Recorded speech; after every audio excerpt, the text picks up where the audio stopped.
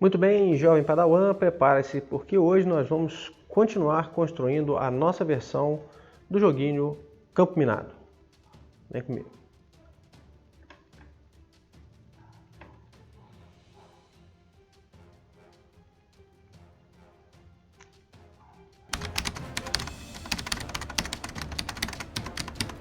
Muito bem, na parte 1 desse vídeo, onde estamos construindo o nosso campo minado, nós paramos nessa situação onde nós construímos um quadro vermelho, fundo preto. Nós já temos dentro desse programinha que já fizemos até aqui, a variável game que é do tipo da classe campo minado, tem lá suas células são 10 linhas e cada linha tem lá seu objetinho vazio. Esse é o ponto que nós estamos. Nós vamos agora voltar ao código e ver o que nós vamos fazer com essa situação.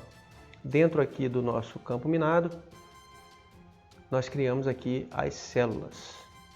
Mas lembre-se que nós colocamos dentro dessa célula aqui apenas um objeto vazio. Nós não criamos nada de especial. Mas nós havíamos criado aqui uma classe cell. E nessa classe cell que nós vamos trabalhar cada uma das nossas células. Por que nós vamos fazer assim? Só para a gente ter uma ideia de como fazer objetos, classes, coisas do tipo, para a gente fazer de conta que está trabalhando orientação a objeto. Não vai ser muito orientação a objeto, não, mas é só para a gente ter uma ideia de como separar as nossas classezinhas com códigos mais especializados, ok? E se você está gostando desse vídeo, já deixa o like, né? Já desce aí, deixa o like, se inscreve no canal. Liga o sininho, né? E compartilha com seus amigos se você gostar do que você está aprendendo. E só para lembrar, nós vamos continuar fazendo código e eu vou tentar te passar alguns conceitos importantes durante a construção desse joguinho. A ideia do vídeo aqui não vai ser simplesmente entregar o código pronto, não. Vai ser à medida que a gente for fazendo o código, a gente ter o conceito certinho do que a gente está fazendo, focado sempre na lógica de programação. Outra coisa que a gente tem que ter em mente aqui, um pequeno parêntese antes da gente pular para o código, é que certamente existem milhares de maneiras de você fazer a mesma coisa. Então o código que eu vou fazer aqui, que nós vamos fazer juntos aqui, né, eu e você, certamente ele não vai ser o melhor código de todos. Em JavaScript, você tem muitas facilidades com arrays, com tratamento de loops, etc., que você consegue colocar um bloco todo numa linha só, mas o objetivo aqui é que você entenda a lógica por trás do que nós estamos fazendo, para que você possa aplicar isso em qualquer linguagem. Se você quiser transportar isso aqui para o C++, para o Java, para onde você quiser, teoricamente, você vai conseguir, não ficando muito preso ao JavaScript. Lembrando que o JavaScript aqui é apenas uma ferramenta para a gente dominar a lógica de programação. Lembre-se sempre disso. A lógica de programação é o mais importante no mundo da programação. Ok? Então, vamos lá. Vamos voltar aqui para o nosso campo minado. De início aqui nós não vamos fazer assim, o letCell igual a objeto. Nós vamos fazer o letCell igual a new cell. Então, nós estamos construindo uma nova célula. Então, vamos abrir nosso primeiro parênteses e entender esse conceito aqui do que está acontecendo. Nesse momento, o que é o new aqui e o que é o cell? Eu já comentei sobre isso em alguns vídeos, mas vamos lembrar. O que eu estou fazendo aqui quando eu chamo esse comando new? Eu estou criando uma instância de uma classe. Estou criando um objeto. Essas palavras tem hora que parece confusa, mas à medida que você vai aprendendo a usar, elas vão ficando mais fáceis de entender. O que está acontecendo na prática aqui? Eu estou pedindo para o meu computador, para o meu microprocessador, para o meu sistema operacional, para fazer assim, olha, me dá uma quantidade de memória, aí reserva uma quantidade de memória para esse objeto aqui, ó, dessa classe aqui. E aí você vai pegar essa quantidade de memória que ficou reservada bonitinha, porque vai caber esse objeto. Você vai pegar o endereço de memória onde ele começa e vai pegar esse número, que é o endereço de memória, e vai colocar dentro dessa variável aqui. Ó. Na prática é isso que ele faz. Então vamos dar uma olhadinha aqui, rápida, tá? Sem muitos detalhes, sobre o funcionamento da memória do computador, nesse caso aqui de um programa rodando em que você faz um new, alguma coisa, new class, né, tal. Imagina que a memória do computador seja um mapa cheio de números, cheio de caixinhas numéricas ali, né, tudo numerado bonitinho. Um monte de caixinha onde você pode colocar algumas informações. Quando eu falo assim, ó, me dá um new objeto, new class, o processador ele vai verificar, né, nesse código quanto de memória que ele precisa para essa classe. Precisa de 1 byte, 2, 3, 10, 20, 100, 1K, 1 mega, né? Exagerando, é claro. Então ele verifica. Aí o programa vai dizer assim, ó, para essa classe aqui, processador, você vai precisar de 10 bytes de memória. Aí o que o processador faz? Ele vai lá na memória e verifica aonde tem 10 bytes em sequência livre. Aí ele pega esses 10 bytes e fala assim, ó, tem aqui.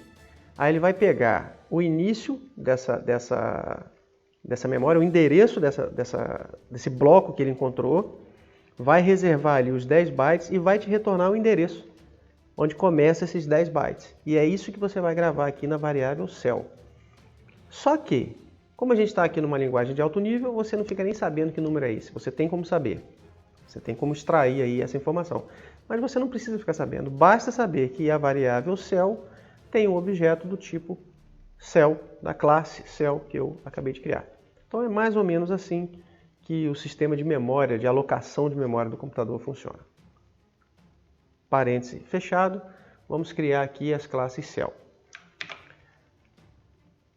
Vai dar problema isso aqui. Quando eu mandar rodar, vai dar problema. Por que vai dar problema?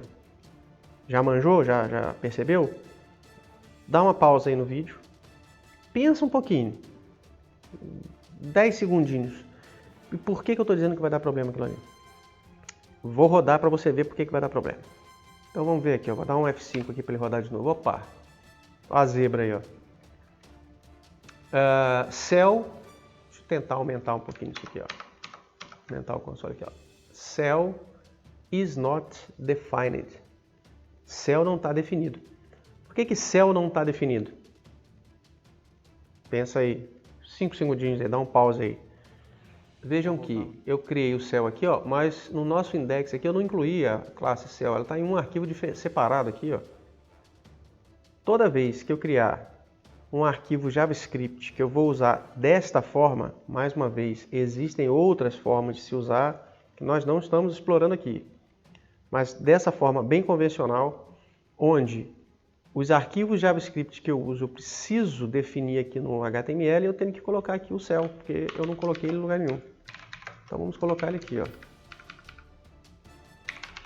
Cell.js. Vamos voltar lá para o nosso browser. F5.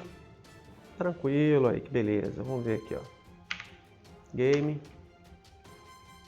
Agora o meu array de cells, olha, cada linha tem 10 componentes em cell aqui, ó, 10 objetinhos do tipo cell, não é mais um objeto qualquer, ok? Então já tem um protótipo de objeto nele lá, ele herda do object e assim por diante. Muito bem, voltando aqui para o nosso código. O que eu quero com isso agora? Bom, no momento que eu criar aqui o meu objeto cell, ele já tem algumas informações que eu já quero deixar dentro dele para a gente poder depois renderizar essas células.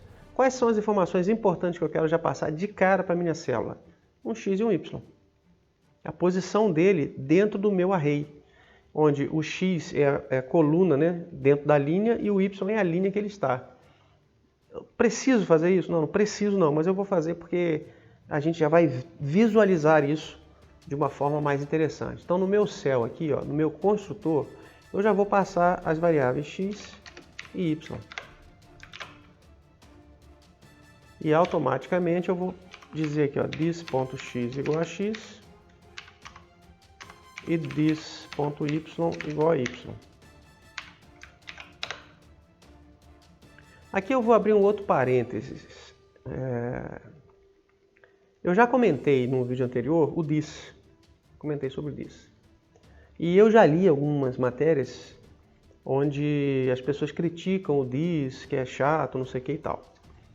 Mas num caso desse aqui, por exemplo, onde eu passo para o meu objeto essas variáveis x e y, o this serve para identificar que eu estou guardando dentro do meu objeto o valor dessa variável. Se eu não usasse o this, eu precisaria dizer ou nomear uma variável com outro nome. Em algumas linguagens, alguns programadores gostam de fazer assim, ó, x, colocar um prefixo na variável para indicar que aquilo ali é uma informação privada da classe, que não vai ser usada externamente. E no caso do Java, por exemplo, que usa muito disso, os gets e sets, né? Ou os getters e setters, né? Então, cada linguagem tem a sua forma específica de lidar com as suas propriedades privadas e como atribuir. No Delphi, por exemplo, se eu tivesse essa minha classe cell e dentro dela eu tivesse as propriedades x e y, ela possivelmente estaria dessa forma. Eu teria uma variável fx, sim, né? Do tipo integer. Delphi seria assim, ó, integer. Só uma curiosidade, pessoal. Integer. Aí eu teria um fy também do tipo integer.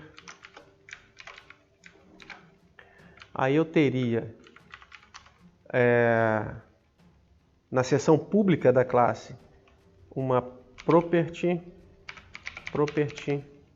x do tipo integer que lê o fx e escreve no fx, ou para escrever teria uma função setx, e aí eu teria que escrever uma função ou um método setx que recebe x e assim vai.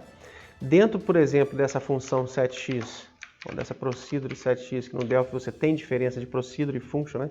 Que aqui no JavaScript você não tem essa discriminação pelo nome da função. Eu teria isso aqui, ó, procedure setx value integer. Aí seria assim, ponto e vírgula, begin, end. Aí aqui eu faria fx, dois pontos igual a value. Assim seria no Delphi, mais ou menos isso aí seria no Delphi, como você criar uma propriedade x e tal. Agora, vamos supor que eu passasse aqui, ó, ao invés de value, eu passasse x. Ou vamos supor que eu tivesse no meu tenho lá a propriedade x, tenho a propriedade y, vamos colocar assim, ó. Vamos resumir aqui, tá? Vamos fingir que é assim, brincadeirinha, tá? Não é assim não, eu fingir que é assim. Eu tenho aqui a propriedade x e a propriedade y no Delphi, tá? Aí eu tenho uma função aqui, ó, set position, né? Vamos dizer assim, x, y, integer. Como que eu faria para atribuir esse x para esse x aqui, ó? Porque isso aqui é um parâmetro ou um atributo. Aqui é uma propriedade, mas os dois têm o mesmo nome, como é que eu faria? Então no Delphi, ao invés de this, eu usaria algo similar ao this, que é o self. Ponto x, dois pontos igual a x. Self. Ponto y, dois pontos igual a y. Como que a linguagem faz para não confundir esse x com esse x aqui? Porque esse x aqui, ele vai buscar naquela variável que tem o escopo mais próximo. E o escopo mais próximo que tem aqui do x não é o da propriedade, é o do atributo, do argumento, né, do parâmetro, não é nem atributo, é argumento que veio no parâmetro. Esse argumento aqui, ó, ele caiu aqui no nível de escopo mais próximo, vamos dizer assim. Tá? Nós temos alguns níveis de escopo, isso aí é outra coisa que a gente pode explorar mais tempo ainda, né? No caso do Delphi, por exemplo, eu não sei exatamente como o JavaScript trata isso aqui, Mas no Delphi, esse X e esse Y aqui cairiam nos registradores do processador. Não cairiam nem na pilha. E a gente tem aí uma separação de registrador, de pilha, que é o stack, e de heap, que é a memória heap, fora ainda a seção de dados. É outra coisa que a gente não vai explorar aqui, aí a gente já está baixando o nível da programação. Mas no Delphi, esse X aqui cairia no registrador, que é o nível mais próximo que tem ali, o de escopo mais próximo de uma variável, que não é nem uma variável, é direto no registrador. Ele nem faria pilha para uma função dessa aqui. Então esse X aqui ele não vai confundir com esse daqui por causa disso, ele está mais perto. Mas supondo que isso aqui caísse numa variável local, se eu tivesse uma variável X aqui, ó, var x, integer. Eu não poderia fazer isso, eu teria que tirar esse X daqui, porque esse X aqui não poderia ter duas variáveis com o mesmo nome. Mas essa variável definida aqui, ó, ela cairia na stack, ou na pilha. E ainda assim ela estaria num escopo mais próximo do que esse aqui. Então ele não consegue confundir, ele consegue lidar com isso. Agora eu não poderia fazer isso aqui, ó. X igual a X, porque ele tentaria atribuir esse X para dentro dele mesmo, não vai adiantar nada. Ele não encontraria aqui essa propriedade. Então assim, tem umas confusões dessas aí. Isso aí serve tanto para o Delphi quanto para o C++. Acho que para o C# isso serve também. Não a sintaxe exata, mas a forma de trabalhar. O JavaScript pegou isso tudo aqui e fez assim, ó. Sapeca um diz aí que tá tudo certo. Pronto. Tá resolvido. Isso aí já é propriedade, já é público. Você acessa de fora e faz o que você quiser. Tá certo? Então, muito bem. Nossa classe cell, agora ela recebe no construtor o x e o y para guardar aqui. Depois nós vamos passar mais coisinhas, mas por enquanto tá bom até aqui. Isso significa que aqui no construtor, ó, eu sou obrigado a passar o x e o y, senão ele vai dar erro. Querem ver como vai dar erro?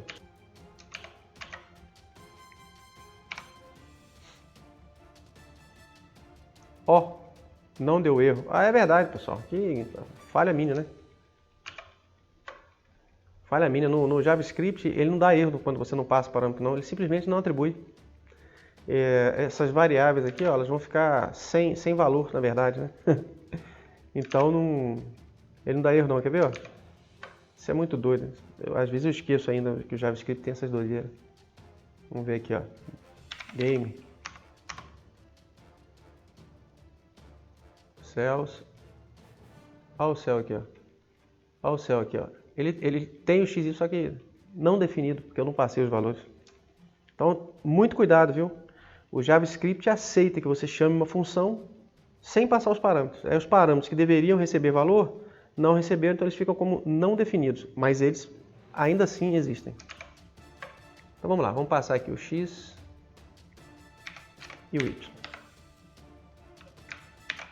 Voltando. 5. Game.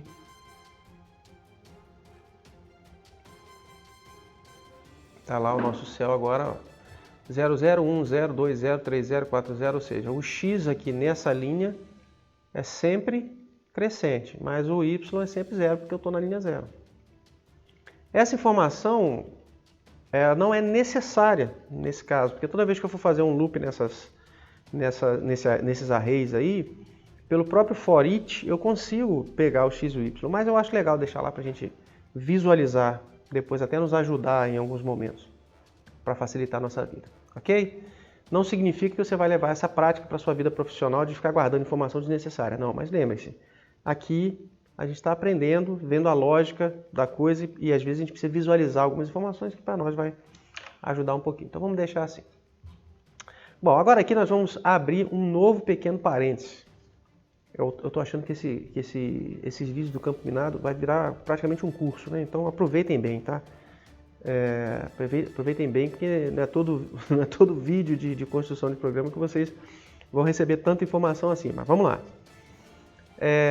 O construtor aqui, olha, ele definiu o body size 10, que é 10 por 10, e está criando as células. Eu vou precisar fazer outras coisas aqui no construtor, então eu não quero deixar ele muito grande. Eu quero criar uma função com a responsabilidade de criar as células.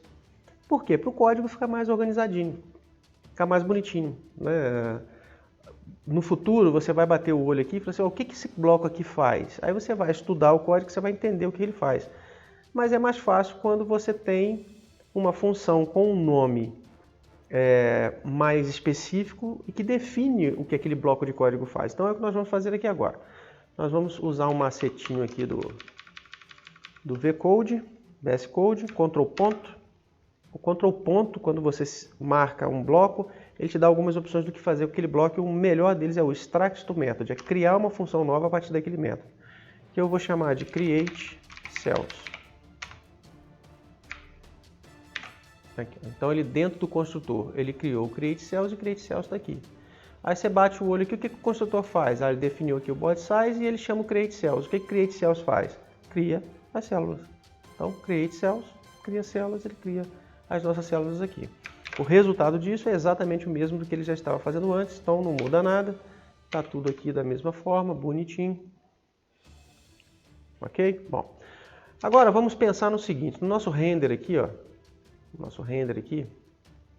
estamos desenhando arbitrariamente isso aqui.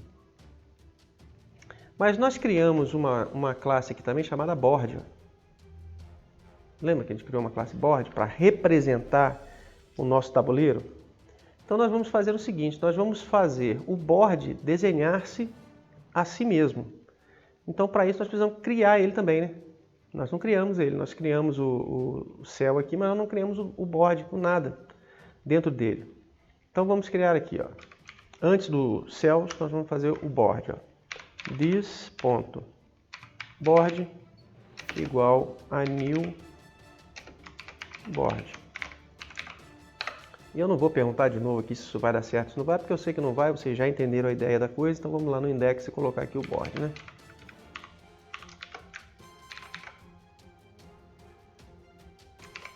Bora.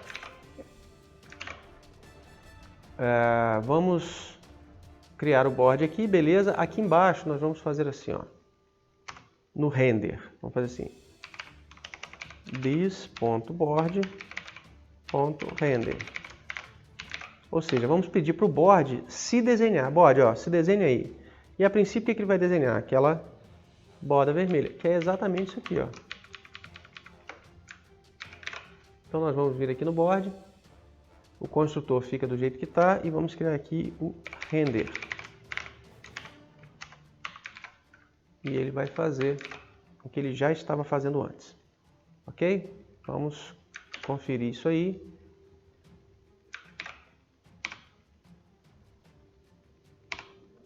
Isso aí. Mudou absolutamente nada. Certinho?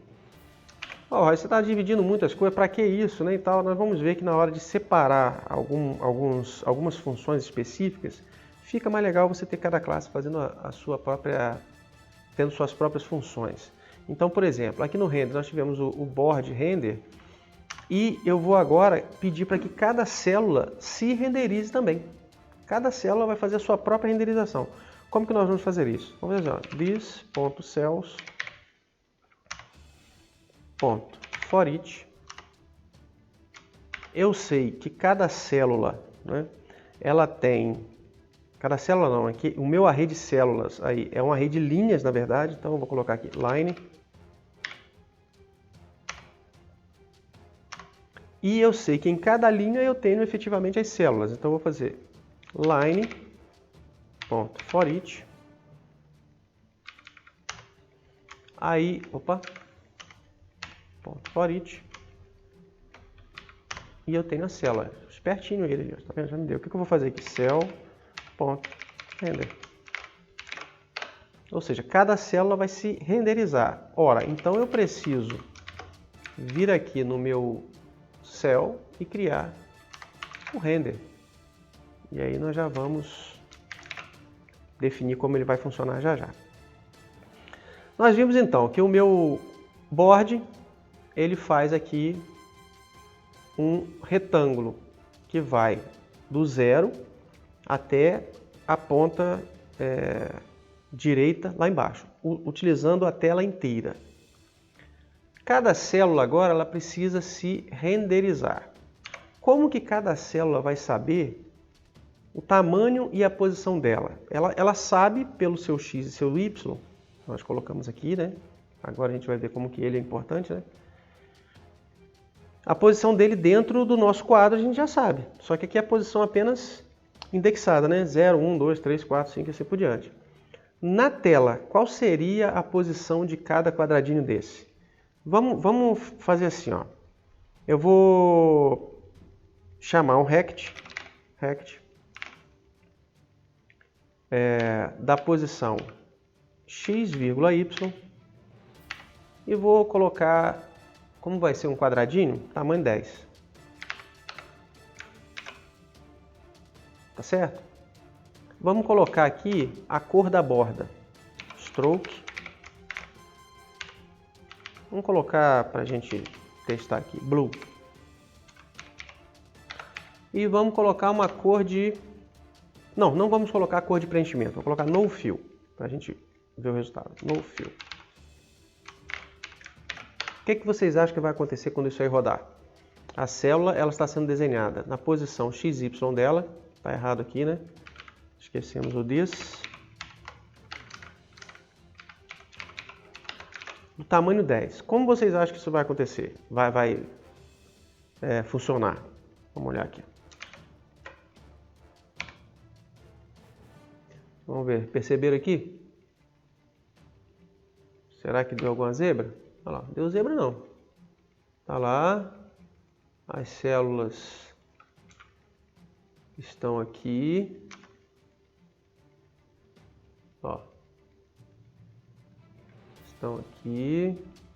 00, 01, 02, 03, 04, assim vai. No final lá você vai até a 99. Por que ele ficou... Ele fez um quadrado azul, né? Com fundo azul, mas eu não falei para ele que não era nem para fazer o fundo. Era para fazer só a borda, ele fez um quadrado cheio azul ali, como assim? Vamos lá, vamos entender. Porque ele foi apenas um pixel de distância de cada uma, certo? 0, 1, 2, 3, 4, 5, até o pixel número 9. E fez ele fez só o desenho do retângulo. E como ele foi crescendo 10 para lá, 10 linhas e 10 colunas, ele fez um quadradinho ali que vai dar o quê? 20 por 20 praticamente, né? Vamos fazer um teste aqui, ó. Vou pegar aqui o campo minado aqui, ao invés de renderizar as células, eu vou fazer aqui, vou pegar esse código aqui, ó.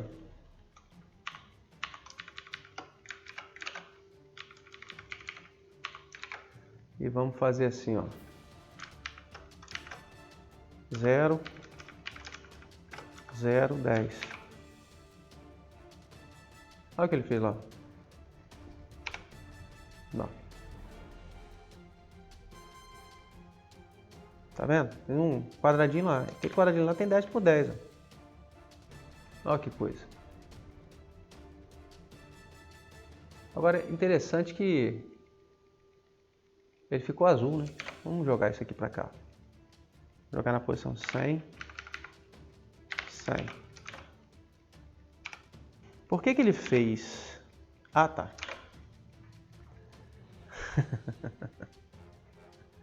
Por que ele não fez sem borda, pessoal? Por que ele fez o quadradinho todo pintado? Se eu disse no fill, eu não falei no fill aqui? Falei no fill? Por que ele fez pintado por dentro? Eu acabei de lembrar a bobagem que eu fiz aqui. Vocês conseguem pensar por quê? Vou explicar por quê. Ó. Porque no desenho do board aqui, ó, eu coloquei o stroke weight de 10. Ó. A largura da borda aqui é 10. Ó. Então eu tenho que diminuir a largura. Ele está usando 10 pixels para desenhar um quadrinho de 10 e vai virar 10. Ó. Olha lá. Vou colocar 1. Ó, dá para ver? Bem pequenininho aqui. Ó. E agora se eu passar para cá,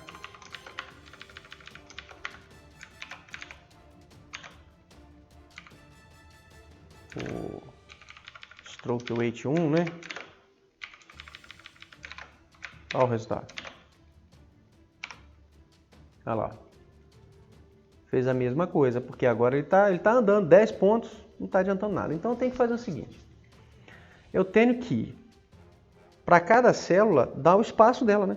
E antes de desenhar a próxima, tem que desenhar uma célula, saltar o tanto de espaço que eu quero e ir para a próxima. Bom, então como é que eu faço aqui? No meu caso, vamos dizer que eu quero que cada célula tenha 10 pontos de largura. Vamos dizer 50. Quero que cada célula tenha 50 pontos de largura. Eu faço assim, ao invés de fazer a posição XY, eu multiplico x por 50. Que aí ele vai pegar a minha posição, multiplicar por 50 e desenhar. E aqui eu vou dizer que quero 50 de lado. Mesma coisa para o Y. 50. O que vai acontecer? O que vai acontecer? x0 e y0. Então 0 vezes 50 é 0, y vezes 50 também é 0. Ele vai na posição 0, 0 e colocar um quadrinho de 50. Agora x é 1 e y é 0. Então o y continua 0, porque 0 vezes 50 é 50, mas o x é 1 vezes 50, ele vai para a coluna 50 e vai fazer o quadradinho lá. Vamos ver? Olha lá. Já posso tirar esse aqui, né? Posso tirar esse aqui.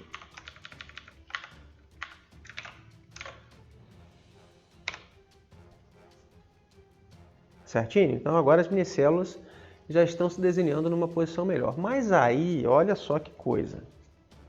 Vejam que a borda de cada célula está pegando na minha margem vermelha. Por quê? Porque a minha margem vermelha ela tem 10 pontos de espessura. Isso significa que eu tenho que começar 10 pontos para a direita. Eu já posso mentalizar isso, que o meu x e o meu y aqui, ó, eu não posso simplesmente multiplicar por 50.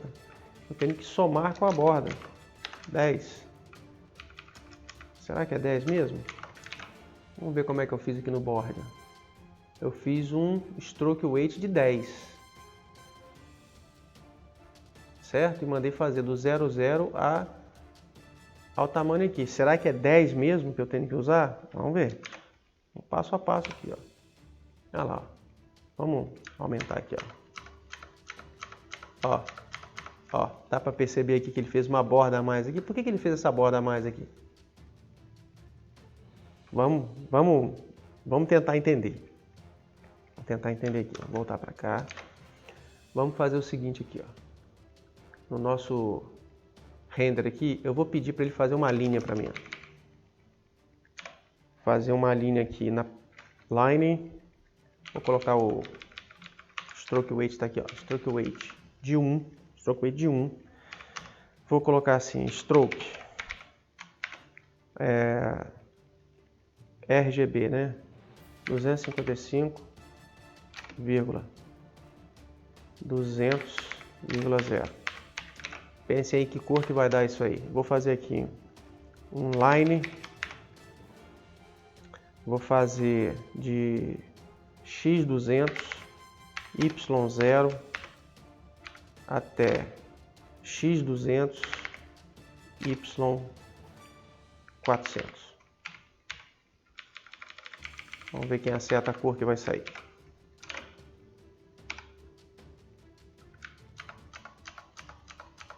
Amarelo aí, né? Então, esse aqui é 1 pixel, tá? É o stroke weight 1. Quando a gente amplia aqui, ele fica um pouquinho mais grossinho, mas o stroke weight é 1. Agora eu vou pedir para ele fazer aqui para mim, usando o stroke weight 10. Agora vamos colocar aqui 0 ou melhor, 0 no vermelho e 250 no verde. Só que a linha agora eu vou começar no 200. Olha aqui.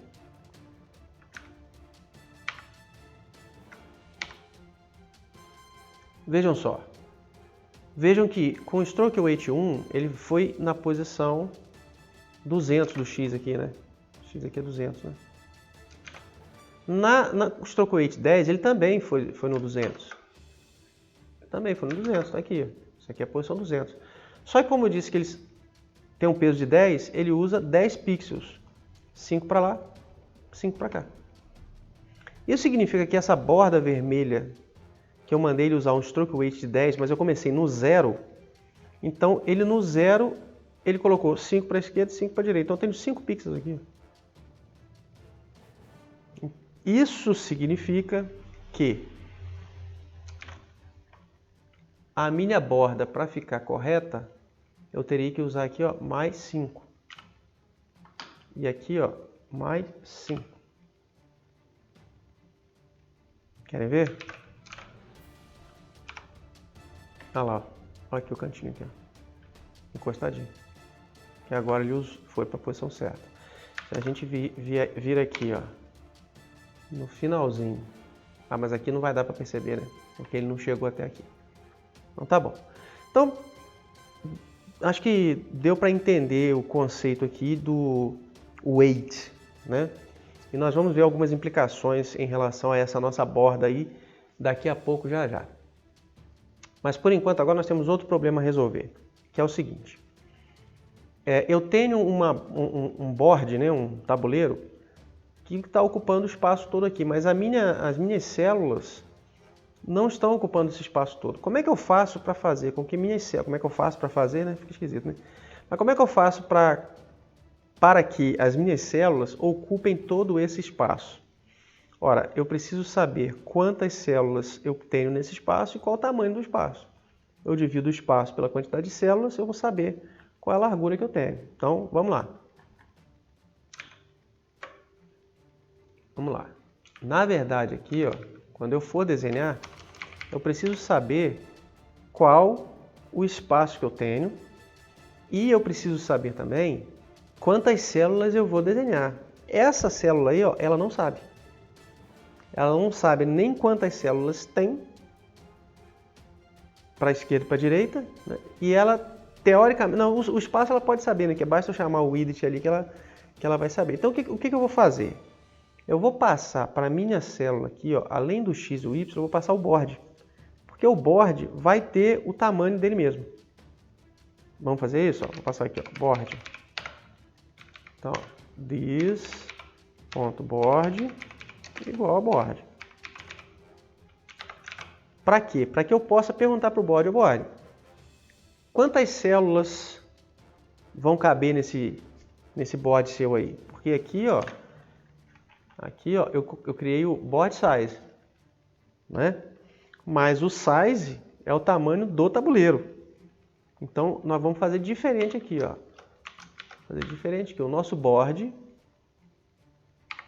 ele vai ter um size aqui, ó. This.size, que a princípio vai ser 10. Depois nós vamos tratar melhor isso aí. Então, o size do meu board aqui vai ser 10 por 10. Então, aqui, ó, quando eu for criar minhas células, eu vou ter o board.size. Da mesma forma que o board.size. Então, a minha classe board, além de se desenhar agora, ela contém uma informação relevante para ela, que é o tamanho do board, que é 10, ou seja, 10 células. Ok? E na hora que eu criei minha célula aqui, ó, eu passo aqui, ó, this.board. Porque o board sabe quantas células vão ter que caber dentro dele.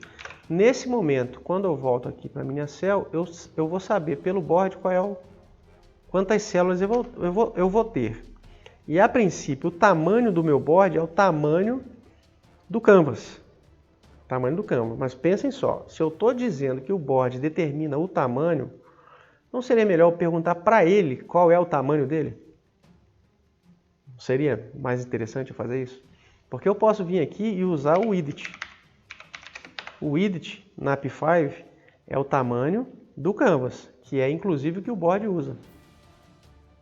Mas se eu estou criando a responsabilidade ao board de que ele me diz o tamanho, inclusive quantas células tem dentro dele, seria interessante que ele também me dissesse qual é a área que eu vou usar, e isso vai ser importante depois.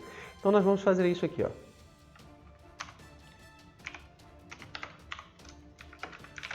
Vamos fazer o seguinte aqui, ó. Na hora que eu pedir para o board se desenhar, eu vou determinar o tamanho dele, ó. This.width igual a width. Ou como dizem alguns, width. E this.height igual a height. Mas, Roger, não seria o melhor colocar isso aqui? Talvez. Aí vem outros problemas. Um problema que eu posso pensar aqui agora seria se a pessoa redimensionar a tela. Então nós podemos trabalhar com a ideia de que o jogo vai ter que ter sempre o tamanho que ele começou. Então o camarada iniciou o jogo, a tela que ele pegou vai ser aquela ali para sempre. Ou nós podemos trabalhar com a ideia de que ele pode redimensionar o jogo.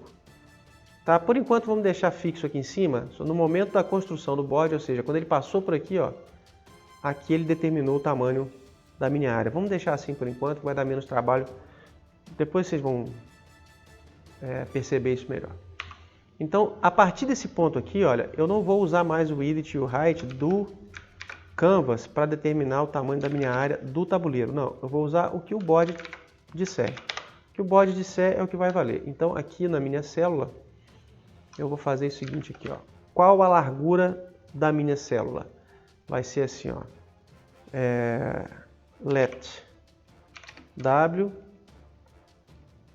igual a this.board.width dividido por this.board.size. O mesmo vale para o height. Height, this.board.size, é um quadrado. E aqui a gente faz assim, ó. X vezes W e Y vezes H. E o tamanho é W. Se a gente for fazer dessa forma aqui, teria que fazer assim, né? Largura e altura. Nós vamos verificar isso aí já já. Vamos ver se deu certo. Deu zebra. Width is not defined. Board 4. Width. O que é esse width? O que é esse height aqui? Bom, o width aqui seria o width do canvas da P5.js. Tá certo? Ele não reconheceu. Vamos voltar aqui, ó. Mas aqui embaixo ele deu outro erro aqui, ó. Ele disse que o cannot access game before initialization. Ou seja, deu uma zebra aqui no sketch, ó. Game update. Vamos, se a gente voltar aqui, ó. É bom essas coisas que a gente vai... a gente precisa ir melhorando o nosso código, né? Que é o seguinte, ó, quando eu dei o new campo minado aqui, ó, nesse momento ele passa aqui. Aí nesse momento ele passa aqui no board. E nesse momento no board ele tenta usar o width e o height da P5. Mas na verdade a P5 não foi inicializada ainda, ela só vai ser inicializada aqui no setup. Então eu não posso fazer mais isso aqui. Essa chamada aqui não vai funcionar mais, porque eu já preciso de informações que nesse momento aqui eu não tenho. Então o que eu faço? Eu deixo a inicialização, eu declaro o gamer em cima, mas eu inicializo ele aqui embaixo. Que aí nesse momento aqui eu já criei o canvas, eu já tenho o width e o height dele. Teoricamente, vamos ver?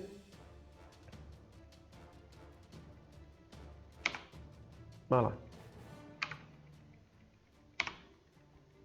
Pelo menos não deu aquele erro mais, mas as células não estão se desenhando, né? Aqui, vamos tirar isso aqui por enquanto, né? Tirar isso aqui, não precisa desenhar isso aqui mais. O cell.render, vamos ver qual o problema que ele deu agora. Teoricamente nenhum, né?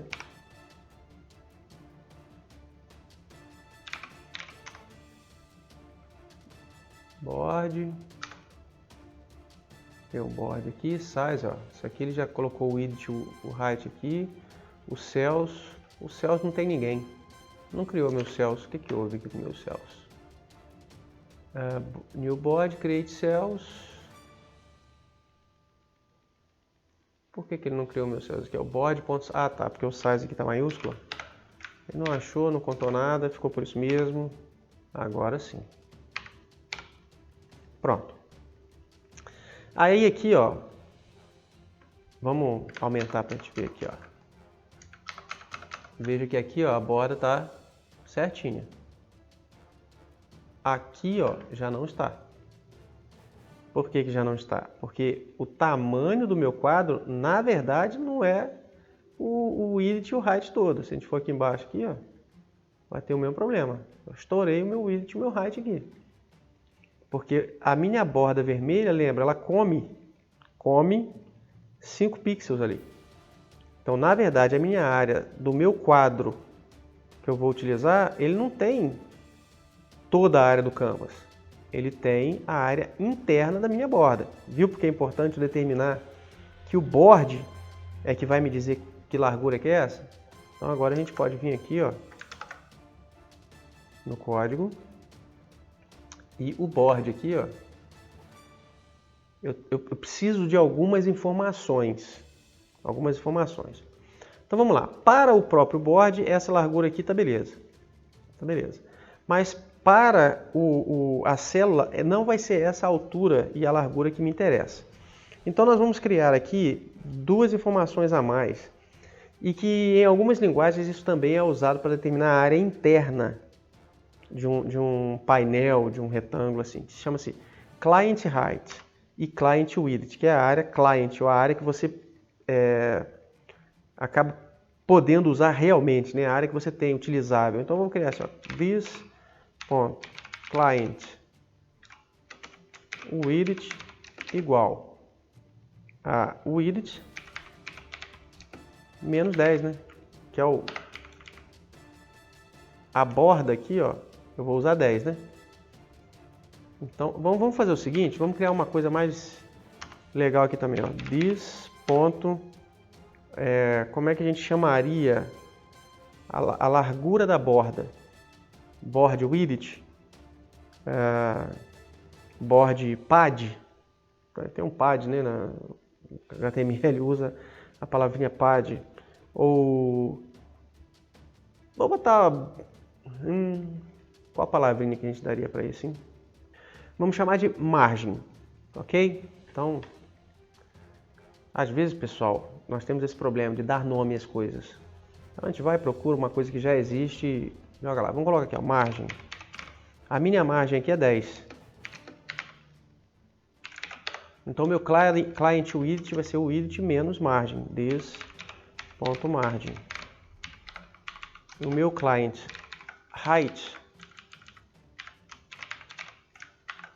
vai ser o height menos margem. Para ficar, como diria um antigo chefe meu, para ficar ortogonal, nós vamos usar o this.width e o this.height. E aqui no nosso stroke weight aqui, ó, nós vamos usar o peso da margem. Já vou adiantar que isso não vai ficar assim para sempre. E o que a gente faz aqui no Cells? No Cells, ao invés de usar o board.width, nós vamos usar o client width e o client height. E aí a gente tem o tamanho da área utilizável mesmo, né? E não simplesmente da área total.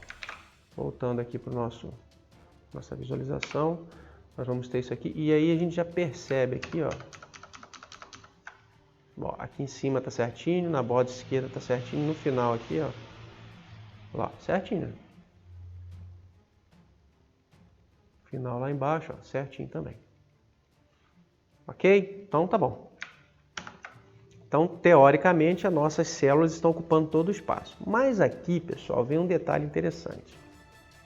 Tradicionalmente, no jogo campo minado, as células são quadradas. Elas não são retangulares. Elas são quadradas. Então, não é legal você fazer o campo minado se adaptando em células retangulares. O nosso board, a nossa área de jogo, ela sempre tem que ser quadrada. Vai, Roger, mas aí como é que eu faço? Bom, vamos determinar um quadrado aí dentro desse canvas nosso. A gente sabe que nesse caso o canvas está mais largo do que alto. Como é que a gente faz para determinar o quadrado? A gente pega a menor medida dos dois e define como o tamanho da nossa área. Então, imagina, eu tenho um retângulo, né? Como o caso aqui, vou pegar esse retângulo aqui, aumentar aqui assim. Nesse retângulo aqui. Como é que eu transformo esse retângulo no quadrado? Ora, eu pego esse lado que é menor aqui, ó, e faço a parte de cima ter o mesmo tamanho da área menor. Como que a gente faz isso aqui no nosso código? Bem simples, na verdade, né? Aqui, ó, no board, a gente definiu aqui, ó, que o width é esse e o height é esse, né? O height é esse. Vamos supor que ao invés de width e height, né, eu tivesse uma medida só entre os dois. Vamos colocar aqui, ó, let s igual. Eu tenho a classe math, né? Lembrem, math é uma classe estática que tem uma série de funções interessantes no JavaScript. E uma delas é a função min. O que a função min faz? Eu passo dois valores dentro dela, ela me dá o menor. Então eu vou colocar assim, ó, width, vírgula, height. Qual dos dois é o menor? Vou colocar dentro de S. E aqui o meu width vai ser S e o height também. O resto ali para baixo continua do mesmo jeito. Porque os cálculos são todos feitos em cima do width e o height. Se eu definir o width e height aqui, para esse valor aqui, ó, que vai ser o menor entre os dois, o resto segue o mesmo padrão e eu não preciso me preocupar. Quer ver? Olha lá.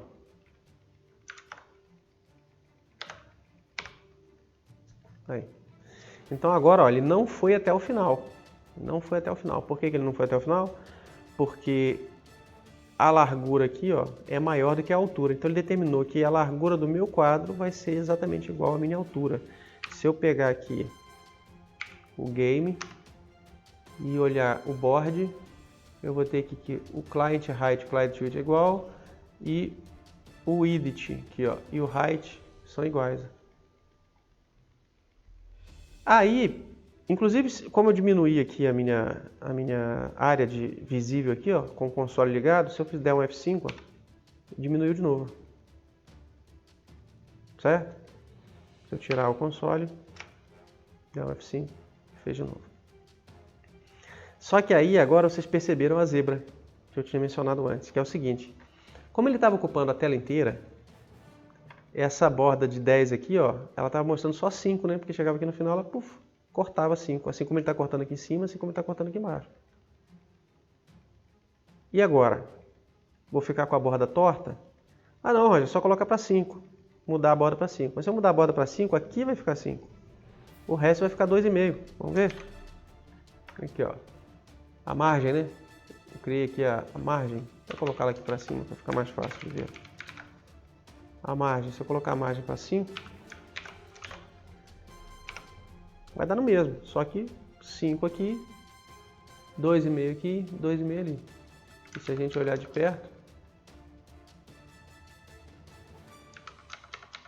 olha lá, aqui ele entrou para o 2,5, porque o meu cálculo lá na Cells não está levando essa mudança em conta aqui, ó, porque eu coloquei mais 5 aqui, ó, que também está errado. Também está errado. Na verdade, aqui tem que ser mais o board ponto margem, né? Que nesse caso, como eu estava usando metade, eu usaria margem dividido por 2. Nesse caso vai dar certo, mas vejam o efeito colateral.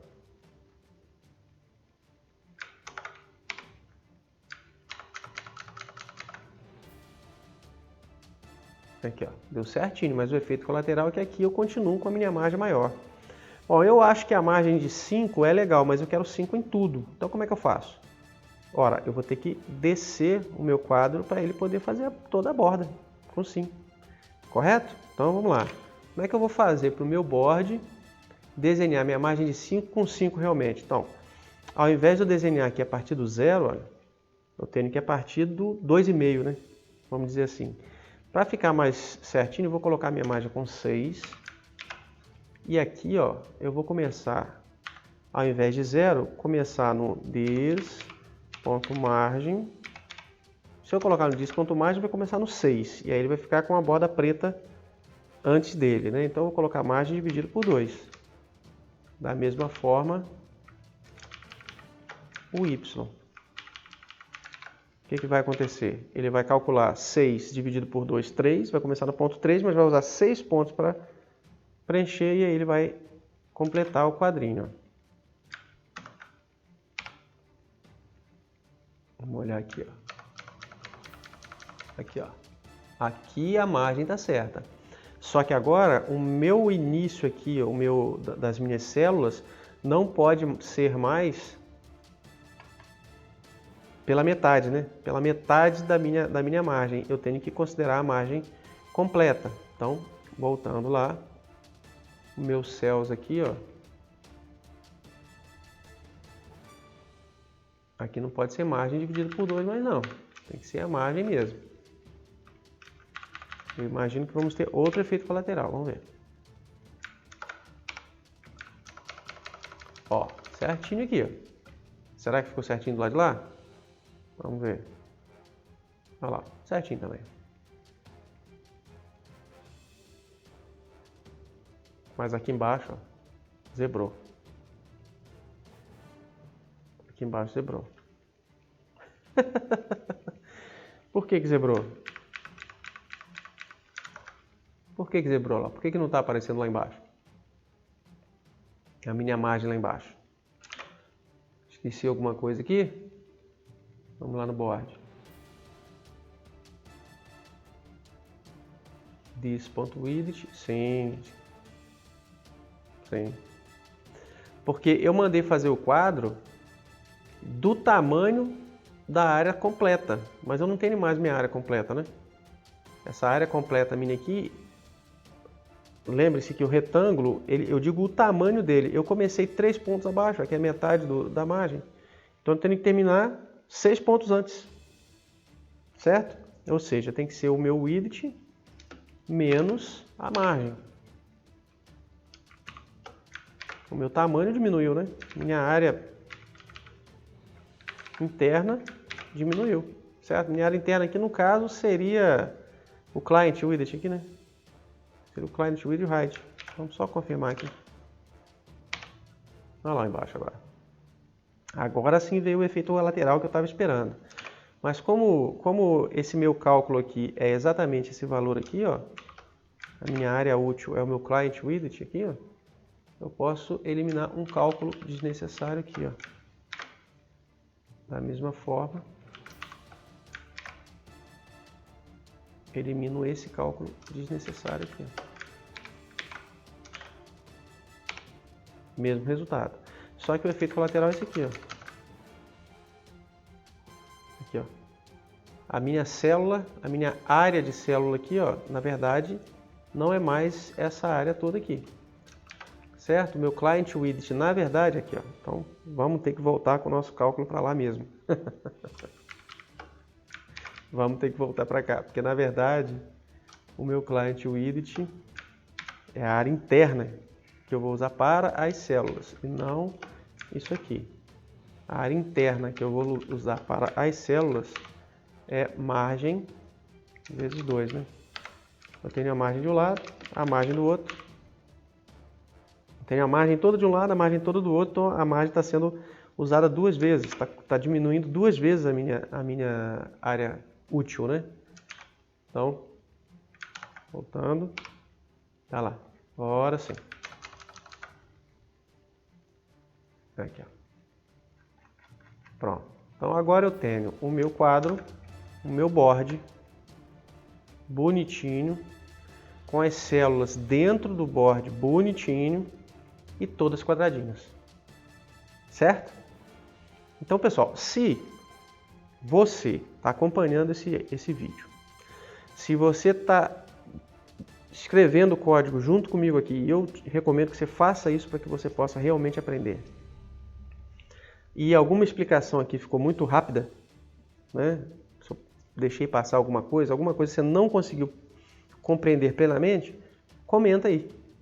Comenta aí e eu te convido até a entrar no nosso grupo do Telegram, que eu vou deixar aí na descrição, e põe as suas dúvidas lá, ou aqui mesmo, não tem problema, que eu vou responder as suas dúvidas, seja no próprio comentário, seja num próximo vídeo, para responder a essas dúvidas, viu? Não tenham medo, mas tentem reproduzir o que nós já fizemos até agora, ok? Muito bem, qual será o nosso próximo passo? O que nós ainda precisamos fazer aqui? Bom, é claro de ter que desenhar melhor essas células aí para elas ficarem um pouco mais bonitinhas. Nós precisamos agora definir a quantidade de bombas que nós vamos utilizar, definir onde essas bombas vão aparecer, né? Nós vamos sortear aí, fazer um random aí para acertar o local dessas bombas. E temos que definir, né, a história da vizinhança, né, quando a gente clica, o que acontece. Aí nós vamos falar um pouquinho sobre essas regrinhas e como que nós vamos implementar. Mas nós vamos fazer o seguinte, nós vamos deixar essa etapa para o próximo vídeo. Então, convido você a dar o like, se inscrever no canal, se você ainda não é inscrito, mas eu acredito que você já seja, né? Ligar o sininho para assim que o próximo vídeo sair, você já receber a notificação. Compartilha com seus amigos e se você quiser, eu sugiro, né, incentivo você a fazer o seguinte, tente você mesmo fazer algumas mudanças nesse quadro aí. Mudar a cor, mudar fundo, que estilo você daria para as células aí do campo minado. E aí no próximo vídeo a gente vai dar continuidade aí a essas coisinhas que a gente precisa, né? Colocar o botãozinho de start, o nível de dificuldade e assim por diante. Ok? E se você quiser apoiar o canal, você também pode ir na descrição e dar uma olhada nos links que eu deixo ali. São links para livros, para jogos, coisas desse tipo. Eu acho que você vai gostar. Dá uma força lá. Um abraço e até o próximo vídeo.